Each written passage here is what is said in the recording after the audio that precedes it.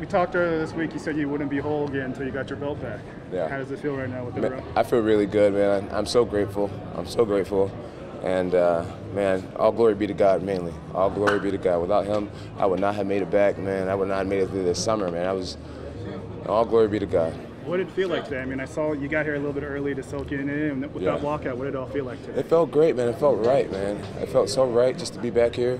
It felt like I was in my element. I just had this feeling that it was going to be what it was. You know, I knew that I was going to win the fight. I said that I would finish the fight. I didn't know how it was going to happen, but man, I just had so many people calling me and saying things like God's going to be with you, and I just felt an overwhelming sense of peace. And it was almost scary, man. I almost was feeling like, am I taking this fight lightly? Am I ready to go? It was just a real sure feeling. I'm starting to feel like a real veteran. Those first 2 rounds, what was it like in those first 2 rounds before that third round? It was a major feeling out process. You know, Alexander Gustafsson has some extreme knockout power, some real slick boxing combinations, and I had to be smart out there. There's a lot of adjusting going on. That third round, how were you able to get it to the ground, and then how were you able to finish it when you got it to the ground? Man, you know, just tricky shots. You know, tricky shots, setting them up.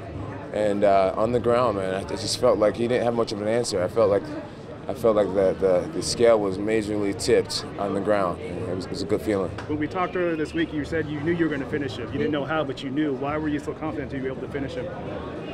Oh, man, it was just a conviction. It was just a conviction, man. It was just pure faith. You called out DC afterwards. Why do you feel like you two got unfinished business? I just... Who else is there to call out, man? DC's a high-level guy. He's the heavyweight champion of the world. A lot of people want to see us fight, and I just started to make some waves, that's all. What's next? I don't really care about fighting DC.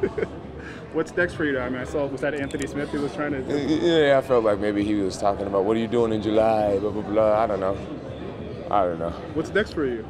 I don't know. What's next is me staying in shape. You know, a lot of times in the past, after a victory, I would go back to kind of just doing my thing and being a little bit of a wild animal. And I have a strong feeling in my spirit that the right thing to do is just to stay in phenomenal shape. And that's my plan, just to stay in phenomenal shape. Travis Barker, what's up, baby?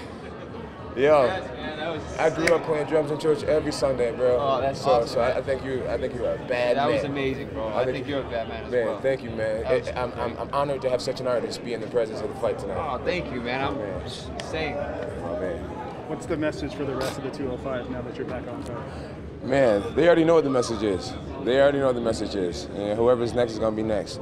Like I said, I'm going to stay in great shape, and I sent them a message tonight. They don't need to even threaten anybody.